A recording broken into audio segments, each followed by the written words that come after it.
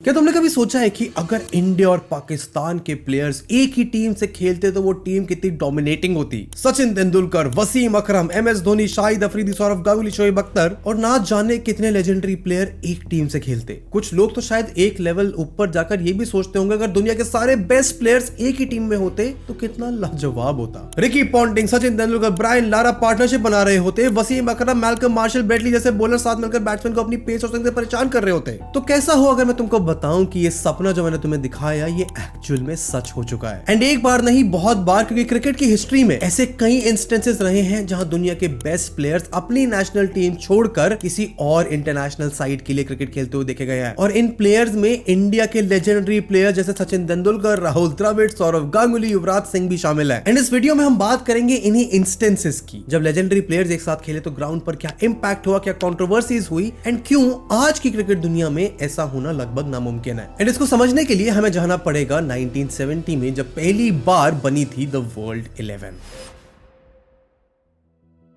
बात है 1970 की, जहां इंग्लैंड साउथ अफ्रीका का टूर करने वाली होती है, लेकिन इस टूर को सडनली कैंसिल कर दिया जाता है और उसकी वजह द डी ओलिवेरा अफेयर। दरअसल 1968-69 में इंग्लैंड साउथ अफ्रीका का दौरा करने जाने वाली थी, जहां England MCC the Marylebone cricket club को ऑफिशियली रिप्रेजेंट कर रही थी। इसी में बेसिल डी ओलिवेरा नाम के एक साउथ अफ्रीकन प्लेयर थे जो 1996 से इंग्लैंड को टेस्ट मैचेस में रिप्रेजेंट कर रहे थे, लेकिन वो पिछले 6 सालों से साउथ अफ्रीका में रह रहे थे और जो चीज ध्यान देने वाली थी वो था उनका स्किन कलर। ओलिवेरा एक मिक्स रेस साउथ अफ्रीकन थे जिन्हें इंग्लैंड सेलेक्टर्स अपनी टीम में शामिल करना चाहते थे, कंसीडरिंग द फैक्ट कि साउथ अफ्रीका उस समय एक अपार्थाइड रजीम के अंदर था। तो ऐसे में एक मिक्स्ड रेस साउथ अफ्रीकन का इंग्लैंड की टीम में सेलेक्ट होना एक बड़ा पॉलिटिकल अफेयर बन गया। नतीजन उस टूर को कैंसिल कर दिया गया, जिसका मतलब ये था कि उस सीजन में इंग्लैंड में कोई इंटरनेशनल क्रिकेट देखने को नहीं मिलने वाला था। इस खाली टाइम को यूटिलाइज करने के लिए रेस्ट ऑफ द वर्ल्ड नाम की एक टीम बनाई जाती है जो इंग्लैंड जाकर 5 टेस्ट मैचेस खेलेगी। उस वक्त तो इन मैचेस को ऑफिशियल टेस्ट मैचेस की कैटेगरी में रखा जाता था, लेकिन बाद में आईसीसी ने उन्होंने ऑफिशियल टेस्ट की तरह ट्रीट किया और फर्स्ट क्लास की कैटेगरी में डाल दिया। स्क्वाड की बात करें तो रेस्ट ऑफ द वर्ल्ड ने 14 मेंबर का एक स्क्वाड अनाउंस किया। आईसीसी और एमसीसी के एडमिनिस्ट्रेटर्स ने ये स्क्वाड प्लेयर्स की परफॉर्मेंस के बेस पर डिसाइड किया, जिसमें साउथ अफ्रीका के 5 खिलाड़ी, वेस्ट इंडीज के 5 खिलाड़ी, 2 पाकिस्तानी, 1 ऑस्ट्रेलियन और 1 इंडियन प्लेयर के तौर पर फारूक इंजीनियर को शामिल किया और टीम की कमान सर गैरी सॉबर्स के हाथ में सौंपी गई। एंड उनकी अगुवाई में लॉर्ड्स में खेला गया ये पहला मैच वर्ल्ड 11 ने कन्विंसिंगली अपने नाम कर दिया। दूसरा मैच खेलने दोनों टीम नॉटिंघम पहुंची। पहले बैटिंग करते हुए वर्ल्ड 11 ने 276 रन बनाए। जवाब में इंग्लैंड ने 279 बनाकर 3 रन की लीड भी ली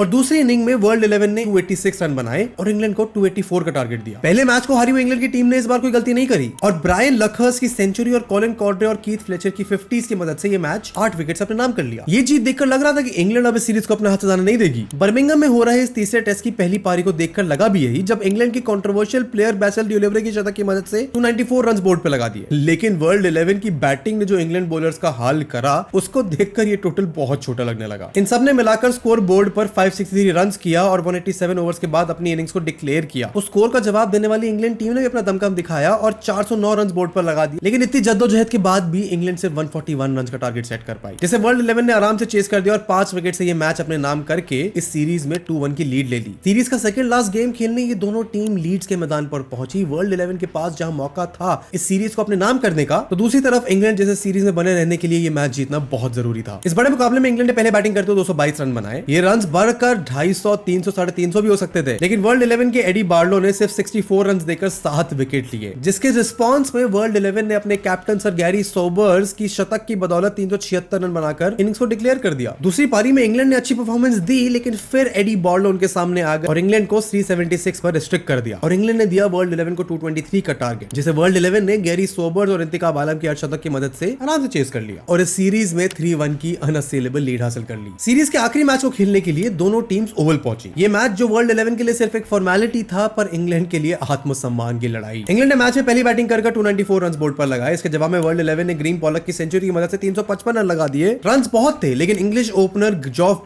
राइकॉर्ड की 157 और कीथ फ्लेचर की 63 रन की बदौलत इंग्लैंड ने 344 रन बनाए और वर्ल्ड 11 के सामने एक कंपीटेबल टारगेट सेट किया। लेकिन वर्ल्ड 11 को इसे चेस करने में कुछ खास परेशानी नहीं हुई और टीम एफर्ट के चलते ये मैच भी वर्ल्ड 11 ने अपने नाम कर लिया और इस सीरीज को 4-1 से जीता। जो series south African tour cancel होने की वजह से हुई थी, उसमें इंटरनेशनल प्लेयर्स को जोड़कर बनी एक नई नवेली टीम ने इंग्लैंड को 4-1 से हरा दिया। लेकिन ये इस नई नवेली वर्ल्ड 11 की टीम के लिए कोई आखिरी मौका नहीं था, क्योंकि एक बार फिर से वर्ल्ड 11 को रेस किया गया, पर अब की बार ऑस्ट्रेलिया से मुकाबला करने के लिए।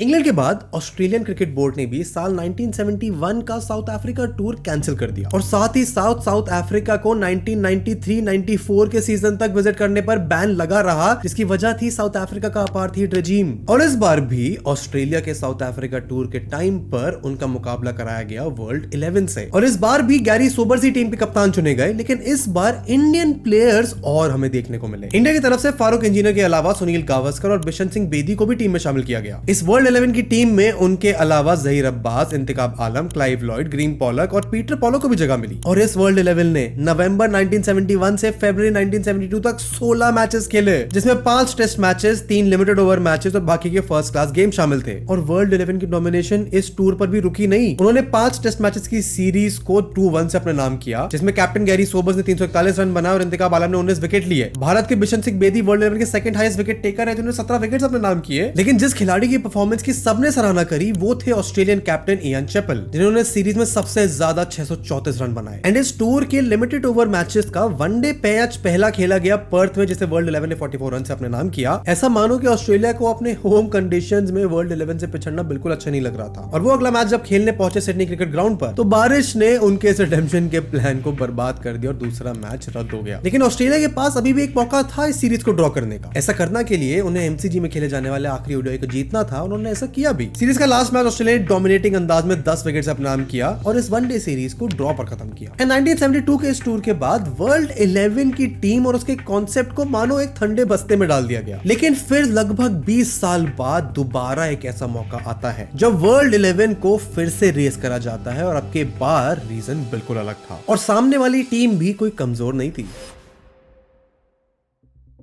बात है साल 2000 की, जब ऑस्ट्रेलिया क्रिकेट को एक बड़े लेवल पर प्रमोट करना चाहती थी, खासकर की डेवलपिंग नेशंस में। और क्रिकेट को प्रमोट करने का सबसे अच्छा तरीका उन्हें लगा क्रिकेट के सुपरस्टार्स को यूज करके नई जगह के फैंस को एक ऐसा एक्सपीरियंस देना जो उन्हें पहले कभी ना मिला। एंड इसको करने के लिए आईसीसी ने ऑर्गेनाइज करा द आईसीसी क्रिकेट वीक, जिसमें होना था एक वन ऑफ ओडीआई। ये मैच होना था एशिया 11 वर्सेस वर्ल्ड 11 के बीच। एशियन क्रिकेट काउंसिल ने एशियन 11 नाम की एक टीम अनाउंस करी, जिसमें वसीम अकरम को एज कैप्टन, उनके साथ शोएब अख्तर, मोइन खान, चमिंडा वास और सनत जयसूर्या को टीम में जगह मिली। और बात करें इंडियन प्लेयर्स की, तो सचिन तेंदुलकर, अनिल कुंबले, सौरव गांगुली और अजय जडेजा इस टीम में थे। इनको सेलेक्ट करने के पीछे का रीजन मानो बहुत सिंपल था कि कौन कितना बड़ा नाम था और कितनी अच्छी फॉर्म में था। एंड ये साबित भी हुआ जब लोगों ने वो एक्चुअल मैच देखा। एशिया 11 के सामने थी रेस्ट ऑफ द वर्ल्ड 11, जिसको लीड कर रहे थे ऑस्ट्रेलियन मार्क वॉ। उनके अलावा इस टीम में Jacques Kallis, Michael Bevan, Lance Klusener, Adam Gilchrist शामिल थे। ये वन ऑफ ओडीआई खेलने के लिए दोनों टीम्स 8 अप्रैल 2000 को ढाका पहुंचती हैं। एंड टॉस जीतकर एशिया 11 पहले बैटिंग का फैसला करती है। पहले बैटिंग करते हुए एशिया 11 ने सचिन तेंदुलकर और सौरव गांगुली की 50 और बाकी प्लेयर्स के एवरेज स्कोर की मदद से 320 रन का एक बड़ा स्कोर खड़ा किया। एंड इतना बड़ा टारगेट और सामने जब वर्ल्ड 11 की टीम ताश के पत्तों की तरह बिखर गई, तो लगा सबको कि ये मैच बहुत आसान होगा। पर एक प्लेयर था जिसने इस चीज को होने नहीं दिया और वो प्लेयर थे माइकल बेवन। माइकल बेवन ने सिर्फ 132 बॉल्स पर 185 रन बनाकर अकेले दम पर मैच का रुख वर्ल्ड 11 की तरफ मोड़ दिया। लेकिन दूसरे छोर से प्रॉपर सपोर्ट न मिलने की वजह से वर्ल्ड 11 ये मैच सिर्फ 1 रन से हार गई। एंड ये मैच इसीलिए भी इतना इंटेंस साबित हुआ क्योंकि इतिहास का इकलौता ऐसा मौका है जब एशिया और वर्ल्ड 11 की टीम आमने सामने थी। हाँ, ऐसा एक और मौका आया था साल 2005 में, लेकिन अब की बार वजह कुछ और थी। साल 2004 में इंडियन ओशन में आई सुनामी ने काफी लोगों की लाइफ का भारी नुकसान पहुंचाया और काफी कंट्रीज को प्रॉपर्टी और लाइफ दोनों का अच्छा खासा नुकसान झेलना पड़ा। इन देशों में इंडिया और श्रीलंका जैसे मेजर क्रिकेटिंग नेशंस भी शामिल थे। एंड इस नेचुरल डिजास्टर से लोगों को हेल्प करने के लिए आईसीसी ने सोचा ऑर्गेनाइज कराने का एक charity match between Asia 11 and world 11। And इस बार आईसीसी का मोटिव था एक ह्यूमैनिटेरियन रीजंस की वजह से फंड रेज करना। ऐसा करने के लिए आईसीसी ने पहले 2 ओडीआईस कराने का सोचा, जिसमें से एक 10 जनवरी 2005 को एमसीजी में खेला जाना था और दूसरा 28 जनवरी को कोलकाता में। लेकिन कोलकाता वाले मैच को पोस्टपोन करके अप्रैल के सेकंड हाफ में शेड्यूल कर दिया गया और फिर 28 फरवरी को उसे कैंसिल कर दिया गया, ये कहते हुए कि अप्रैल में कोलकाता की गर्मी प्लेयर्स की हेल्थ के लिए थोड़ी हानिकारक हो सकती है। खैर, बात अगर फर्स्ट मैच की ही हो तो इस मैच को ट्रैवलेक्स नाम की कंपनी ने $1 मिलियन से स्पॉन्सर किया। और बात रही स्क्वाड्स की, तो इस बार भी दोनों 11 को उनकी करंट फॉर्म, उनके नाम और परफॉर्मेंस के बेसिस पर सेलेक्ट किया गया। इंडिया की तरफ से सचिन तेंदुलकर, सौरव गांगुली, जहीर खान, अनिल कुंबले, राहुल द्रविड़ और वीरेंद्र सहवाग को स्क्वाड में जगह मिली और सौरव गांगुली को इस टीम की कमान सौंपी गई और उनके सामने थी रिकी पॉन्टिंग की वर्ल्ड 11। उस टीम में Chris Gayle, Dwayne Bravo, Stephen Fleming, Brian Lara और एडम गिलक्रिस्ट जैसे प्लेयर शामिल थे। वर्ल्ड 11 के कैप्टन रिकी पॉन्टिंग ने टॉस जीता, पहले बल्लेबाजी करने का फैसला किया और उन्होंने टीम को लीडिंग फ्रॉम द फ्रंट करते हुए एक लाजवाब सेंचुरी लगाई, जिसकी बदौलत वर्ल्ड 11 ने 50 ओवर के अंत में 344 रन बोर्ड पर लगा दिए। और जवाब में एशिया 11 की टीम सिर्फ 232 रन बना पाई और पूरे 50 ओवर भी नहीं खेल पाई। एशिया 11 की तरफ से सिर्फ राहुल द्रविड़ ही थे जिन्होंने 50 का आंकड़ा पार किया, जिसकी वजह से एशियन 11 को यह मैच 112 रन से हारना पड़ा। लेकिन इस मैच के रिजल्ट से ज्यादा जरूरी था इस मैच का मोटिव। इस मैच को फंड रेजिंग के पर्सपेक्टिव से ऑर्गेनाइज किया गया था और इसमें वो सक्सेसफुल भी रही, जहां इस मैच ने $17 मिलियन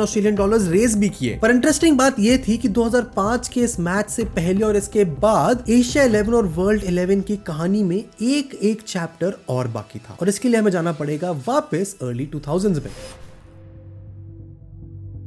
बात है लेट 90s और अर्ली 2000s की, जब ऑस्ट्रेलिया की क्रिकेट टीम वर्ल्ड क्रिकेट को डोमिनेट कर रही थी। साल 1999, 2003 और 2007 का वर्ल्ड कप के साथ 2006 और 2009 की चैंपियंस ट्रॉफी की जीत के बाद लगभग 10 साल तक ऑस्ट्रेलिया ने वनडे फॉर्मेट को डोमिनेट किया। लेकिन उनका डोमिनेशन सिर्फ वनडेज में नहीं था, बल्कि टेस्ट मैचेस में भी था। किसी भी टीम का ऑस्ट्रेलिया जाकर ऑस्ट्रेलिया को हरा पाना लगभग नामुमकिन था। टेस्ट सीरीज तो दूर की बात है, किसी भी टीम के लिए ऑस्ट्रेलिया में जाकर एक टेस्ट मैच जीतना भी एक सीरीज जीत के बराबर था। एंड इसीलिए आईसीसी ने सोचा कि क्यों ना वर्ल्ड के बेस्ट प्लेयर्स की एक टीम बनाकर उन्हें ऑस्ट्रेलिया से कंपीट कराया जाए। इससे लोगों को एक नया एक्सपीरियंस मिलता और शायद कुछ क्लोज कॉन्टेस्ट भी, जिसकी वजह से आईसीसी ने साल 2005 में ऑर्गेनाइज की दी आईसीसी सुपर सीरीज, जहां वर्ल्ड के बेस्ट प्लेयर्स की टीम बनाकर उन्हें ऑस्ट्रेलिया भेजा गया 3 वनडे और एक 6 डे टेस्ट मैच खेलने के लिए। लेकिन इस टीम में शायद एक प्रॉब्लम थी, क्योंकि उस समय वर्ल्ड क्रिकेट में कई ऐसे प्लेयर्स थे जो अपने करियर के पीक पर थे। एंड ऐसे में कुछ प्लेयर्स को चूज करना या कुछ प्लेयर्स को चूज ना करना काफी कंट्रोवर्शियल हो सकता था। इस प्रॉब्लम से बचने के लिए वर्ल्ड 11 सेलेक्ट करने के लिए आईसीसी ने एक पैनल बनाया, जिसमें 6 अलग अलग देशों के 6 अलग अलग प्लेयर्स को शामिल किया गया। इंडिया से सुनील गावस्कर को इस पैनल में शामिल किया गया और उसका चेयरमैन ही बनाया गया। उनके अलावा इंग्लैंड के माइक एथरटन, न्यूजीलैंड के Sir Richard Hadlee, West Indies के Sir Clive Lloyd, South Africa के जॉन्टी रोड्स और श्रीलंका के अरविंद डी सिल्वा को भी इस पैनल में शामिल किया गया। इन सब ने मिलकर 18 प्लेयर्स का एक स्क्वाड सेलेक्ट किया, जिसमें साउथ अफ्रीका के 5, इंग्लैंड और पाकिस्तान के 3, इंडिया, श्रीलंका और वेस्ट इंडीज के 2 और न्यूजीलैंड के 1 प्लेयर को सेलेक्ट किया गया। इस स्क्वाड को बाद में कम करके 13 मेंबर का स्क्वाड बनाया गया, जो ऑस्ट्रेलिया जाकर उनका सामना करने वाला था। एंड इससे पहले कि हम इन मैचेस पर नजर डालें, जरा वर्ल्ड 11 की टीम को एक बार समझ लेते हैं। वर्ल्ड 11 की टीम में Kumar Sangakkara, Brian Lara, Kevin Pietersen, Andrew Flintoff, Virender Sehwag और राहुल द्रविड़ जैसे बड़े प्लेयर शामिल थे। पहले वनडे में पहले बैटिंग करते हुए ऑस्ट्रेलिया ने 255 का स्कोर बोर्ड पर लगाया और अब जिस टीम में सहवाग, संगकारा, लारा, कालिस और द्रविड़ जैसे बैट्समैन हो, उस टीम के लिए टारगेट चेज करना कौन सी बड़ी बात थी। लेकिन इस बात को ऑस्ट्रेलियन बॉलर्स ने बड़ा बनाया। ब्रेट ली, ग्लेन मैकग्राथ और शेन वॉटसन ने अपनी गेंदों से ऐसी आग उगली कि सितारों से सजी ये वर्ल्ड 11 सिर्फ 162 रन पर ऑल आउट हो गई और ऑस्ट्रेलिया ने मैच 93 रन से जीत लिया। दूसरे वनडे में भी ऑस्ट्रेलिया ने पहले बैटिंग करी और अब की बार एडम गिलक्रिस्ट ने वर्ल्ड 11 की बॉलिंग को चारों खाने चित कर दिया। उन्होंने सिर्फ 79 बॉल्स पर 103 रन बनाकर और बाकी खिलाड़ियों से भरपूर सपोर्ट मिलने की वजह से ऑस्ट्रेलिया ने 50 ओवर में 328 रन का बड़ा टारगेट वर्ल्ड 11 के सामने रखा। एंड गेंदबाजों के खराब प्रदर्शन के बाद अब भारी थी बल्लेबाजों की। Chris Gayle, Kumar Sangakkara, Andrew Flintoff के अलावा कोई भी बल्लेबाज कुछ खास नहीं कर पाया और बस 273 के स्कोर पर वर्ल्ड 11 ऑल आउट हो गई। एंड दोनों वनडे में वर्ल्ड 11 को बुरी तरह हराने के बाद ऑस्ट्रेलिया सीरीज को क्लीन स्वीप करने उतरी थी, अपनी डोमिनेशन को कंटिन्यू करते हुए, और वर्ल्ड 11 अपनी साख बचाने। कुछ अर्ली ब्रेक थ्रू मिलने के बाद लग रहा था कि वर्ल्ड 11 इस मैच में कुछ कर सकती है, लेकिन माइकल हसी और शेन वॉटसन ने ऑस्ट्रेलिया के स्कोर को 293 तक पहुंचा दिया। इस टारगेट को चेस करने उतरी वर्ल्ड 11 के 6 बल्लेबाज सिंगल स्कोर पर आउट हो गए और ये मैच भी वर्ल्ड 11 ने अपने हाथ से गवा दिया। और 3 मैचेस की इस वनडे सीरीज को ऑस्ट्रेलिया ने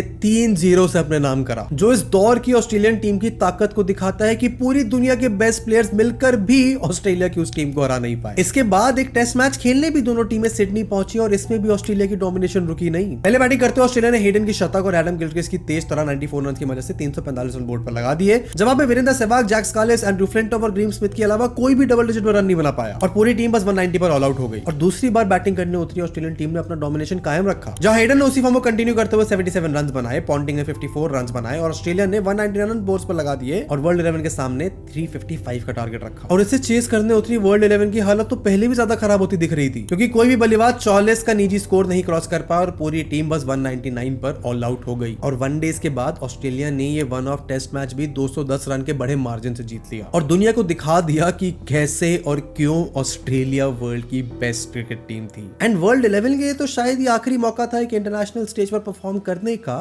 लेकिन इसी साल कहानी शिफ्ट होती है जब इतिहास में पहली बार दो कॉन्टिनेंट आपस में लड़ने वाले थे। आईसीसी 2005 के अगस्त में एक बार फिर से चैरिटी मैचेस के कॉन्सेप्ट के साथ आगे आती है और इस बार उनका मोटिव था एशिया और अफ्रीका के डेवलपिंग मार्केट्स में क्रिकेट के लिए फंड्स और पॉपुलैरिटी रेज करना। इस बार भी आईसीसी ने दो नई एक्साइटिंग टीम्स को सामने रखा, एक तरफ थी एशिया 11 और दूसरी तरफ अफ्रीका 11 और ये दोनों टीम्स मिलकर एफ्रो एशिया कप खेलने वाले थे, जो थी एक 3 मैचेस की ओडीआई सीरीज। और अगर बात करें स्क्वाड्स की तो अफ्रीका 11 में AB de Villiers, Mark Boucher, Shaun Pollock और डेल स्टेन जैसे प्लेयर थे और एशिया 11 में इंजमामुल हक, शोएब अख्तर, कुमार संगकारा जैसे प्लेयर शामिल थे। इंडिया की तरफ से एशिया 11 में अनिल कुंबले, आशीष नेहरा, जमीर खान, इरफान पठान, राहुल द्रविड़ और वीरेंद्र सहवाग को इस स्क्वाड का हिस्सा बनाया गया। प्लेयर्स को शायद फिर से उनकी स्टार पावर और रीसेंट फॉर्म के बेसिस पर सिलेक्ट किया गया था और 3 मैचेस की ओडीआई सीरीज का पहला मैच खेलने दोनों टीम सेंचुरियन के मैदान पर पहुंची, जहां अफ्रीका 11 ने पहले बल्लेबाजी करने का फैसला किया। इंडियन बॉलर्स ने अपना दमखम दिखाया, जहीर खान ने 3, आशीष नेहरा और अनिल कुंबले ने एक विकेट लिए, लेकिन अफ्रीका 11 की तरफ से एशवेल प्रिंस ने 78 रन की पारी खेलकर टीम के स्कोर को 198 तक पहुंचा दिया। टारगेट छोटा था, लेकिन एशिया 11 के बैटिंग कोलैप्स की वजह से अफ्रीका 11 ये मैच 2 रन से जीत गई। दूसरे मैच खेलने दोनों टीम जर्मन पहुंची, जहां एशिया 11 को पहले बैटिंग करने का मौका मिला और कुमार संगकारा और जयवर्धने की अर्धशतक की मदद से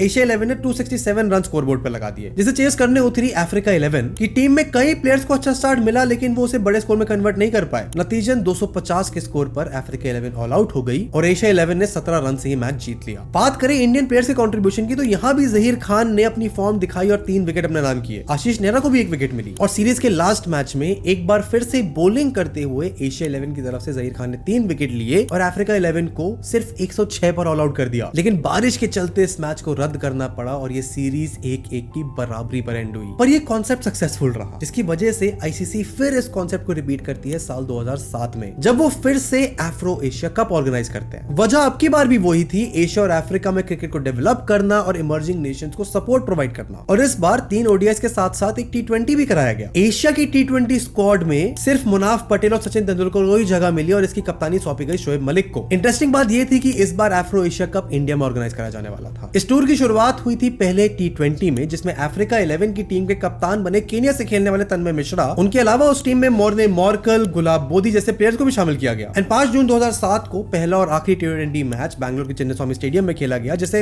अफ्रीका ने पहले बैटिंग करते हुए 109 रन स्कोरबोर्ड पर लगाए। जवाब में एशिया 11 ने यह मैच आसानी से 6 विकेट और 4 ओवर रहते अपने नाम कर दिया। इसके बाद शुरू हुई 3 ओडीआई की सीरीज, जिसका पहला वनडे मैच भी चिन्नास्वामी स्टेडियम में खेला गया। अब की बार 8 इंडियंस को स्क्वाड में जगह मिली, जिसमें सौरव गांगुली, हरभजन सिंह, जहीर खान, एमएस धोनी, वीरेंद्र सहवाग, रोहित शर्मा, युवराज सिंह और सचिन तेंदुलकर शामिल थे। एंड पहले मैच से ही इंडियन प्लेयर्स ने अपनी धाक जमानी शुरू कर दी। वीरू ने 45, दादा ने 32, युवी ने 31 और भज्जी ने 20 रन बनाए, जिसकी बदौलत एशिया 11 ने पहले बैटिंग करते हुए 317 रन का बड़ा स्कोर बनाया। इस टारगेट को चेस करने उतरी अफ्रीकन टीम से केवल शॉन पॉलक ही थे जिन्होंने थोड़ा चैलेंज दिखाया और 110 बॉल पर 130 रन बनाए, पर बाकी किसी प्लेयर से सपोर्ट ना मिलने की वजह से अफ्रीका की टीम सिर्फ 283 रन बना पाई और एशिया 11 ने यह मैच 34 रन से अपने नाम कर दिया। चेन्नई में खेले गए दूसरे ओडीआई में भी एशिया 11 इंडिया प्लेयर्स का दबदबा कायम रहा। सहवाग ने ताबड़तोड़ 38 बॉल पर 52 रन की पारी खेली, दादा ने 88 और धोनी ने 33 रन की इनिंग खेली और युवी ने लास्ट के फिनिशिंग टच देते हुए 13 बॉल पर 30 रन बना दिए। एशिया 11 ने 338 रन का एक बहुत बड़ा लक्ष्य अफ्रीका 11 के सामने रखा। एंड वीरेंद्र सहवाग और युवराज सिंह का कंट्रीब्यूशन सिर्फ बैट से नहीं आया, दोनों ने बॉलिंग करते हुए एक विकेट अपने नाम करे और एशिया 11 ने यह मैच 31 रन से जीत लिया। सीरीज का आखिरी मैच मात्र एक फॉर्मेलिटी बचा था और अब की बार जब टीम्स ग्राउंड पर पर उतरी तो महिला जयवर्धन और MS धोनी ने सेंचुरी लगाई। महिला जयवर्धन ने 106 बॉल पर 107 रन बनाए और धोनी ने 97 बॉल्स पर 139 और टीम का स्कोर 331 रन तक पहुंचाया। इनिशियल बैटिंग कोलैप्स के बाद धोनी और जयवर्धन की पार्टनरशिप बहुत इंपॉर्टेंट थी और बॉलिंग में हरभजन सिंह ने 3 विकेट की मदद से एशिया 11 को ये मैच 13 रन से अपने नाम करवा दिया और एशिया 11 ने ये मैच, सीरीज और एफ्रो एशिया कप 3-0 से अपने नाम करा। इसके बाद साल 2009 में भी एशिया 11 और अफ्रीका 11 के बीच एफ्रो एशिया कप ऑर्गेनाइज कराने का प्लान करा गया, लेकिन अल्टीमेटली इसे ड्रॉप कर दिया गया। एंड अनफॉर्चुनेटली 2007 की एफ्रो एशिया कप के बाद ऐसे मैचेस को दोबारा कभी ऑर्गेनाइज कराया ही नहीं जा सका। एंड सवाल फिर यही आता है कि अगर ये मैचेस इतने पॉपुलर थे, कभी कभी अच्छे कॉजेस के लिए थे,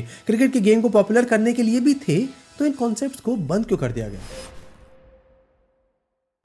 इन unique, interesting Africa, Asia, rest of the world team के मैचेस कराने के पीछे के कारण को जानना जरूरी है, ये समझने के लिए कि इन्हें बंद क्यों कराया गया। दरअसल ज्यादातर इन मैचेस को कराने के पीछे का रीजन किसी कॉज के लिए फंड रेज करना होता था, फिर चाहे वो 2004 की सुनामी के लिए हो या फिर डेवलपिंग एशियन अफ्रीकन नेशंस की ग्रोथ के लिए। लेकिन आज उस समय से क्रिकेट और आईसीसी दोनों इतना आगे बढ़ चुके हैं कि उन्हें अब इन तरीकों से फंड रेज करने की जरूरत ही नहीं पड़ती। एंड इसके अलावा भी एक कारण था कि इन मैचेस में जो सबसे बड़ी चीज मिसिंग थी वो थी इन टीम्स के बीच की कंपेटिटिवनेस। जैसा हमने देखा कि ऑस्ट्रेलिया ने पूरी दुनिया की बेस्ट प्लेयर्स से सजी टीम को वन साइडेड हरा दिया। इसके अलावा एशिया 11 को भी अफ्रीका 11 को हराने में किसी तरह की कोई खास परेशानी नहीं हुई। इसके पीछे का रीजन ये हो सकता है कि एशिया 11 की टीम में स्ट्रॉन्ग क्रिकेटिंग नेशंस जैसे इंडिया, पाकिस्तान, श्रीलंका, इवन बांग्लादेश थे और अफ्रीका की तरफ से सिर्फ साउथ अफ्रीका। एंड एक और बड़ा कारण कि ऐसे मैचेस बंद हो गए वो था कि ये स्टार्स जब एक साथ एक टीम में खेलने को देखते थे तो लोगों के अंदर एक इंटरेस्ट पैदा होता था, पर वो इंटरेस्ट को आईपीएल और T20 की दुनिया भर की अलग लीग्स ने बड़ी आसानी से और हाई कॉम्पिटिटिव नेचर के साथ पूरा करना शुरू कर दिया था। इन T20 लीग्स ने आईसीसी की fund raising problems, cricketing Nations के लिए फंड रेजिंग प्रॉब्लम्स को मानो खत्म कर दिया। आज तो सिचुएशन ऐसी है कि बड़े बड़े प्लेयर्स अपने कंट्री के सेंट्रल कॉन्ट्रैक्ट ठुकरा कर फ्रेंचाइजीज के लिए खेल रहे हैं बिकॉज वो उनके लिए ज्यादा प्रॉफिटेबल है। और रही सही कसर आईसीसी इवेंट्स ने पूरी कर दी, जहां हमें पिछले ना जाने कितने सालों से लगभग हर साल एक बड़ा आईसीसी इवेंट देखने को मिलता है। फिर चाहे वो 2019 का ओडीआई वर्ल्ड कप हो, 2021 और 22 में T20 वर्ल्ड कप हो, 2023 में ओडीआई वर्ल्ड कप हो, 24 में फिर से T20 वर्ल्ड कप हो, 25 में चैंपियंस ट्रॉफी। इसके साथ साथ इंटरनेशनल लेवल पर बायलेटरल राइवलरी जैसे बॉर्डर गावस्कर ट्रॉफी,